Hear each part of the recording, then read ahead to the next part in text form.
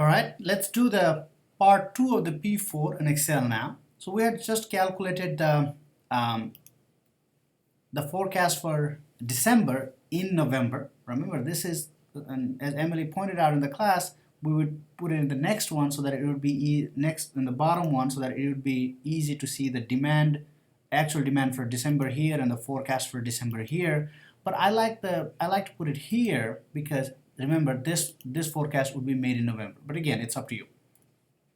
All right, now we want to get the estimate of MSE. That's what the question asks.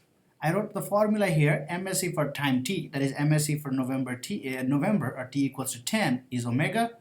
The error term xt minus the forecast made in October for November, so t minus 1 and t squared, that is the square of the error, 1 minus omega and your estimate for MSE previous time. Okay, so we can do it in one go, but we can do it step by step. Calculate the error here. The error really is the forecast we made minus the actual demand we saw minus the forecast we made an earlier period. Remember it, one step above. And again, depending on your convention of where you put the values, it might differ, but I put in the previous row.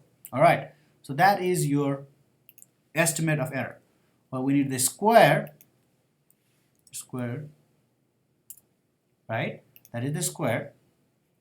This equals to, now we can calculate our MSE. This is really the omega, that is omega times your estimate of square root of error plus 1 minus omega, that is 0.95 times your value of MSE earlier.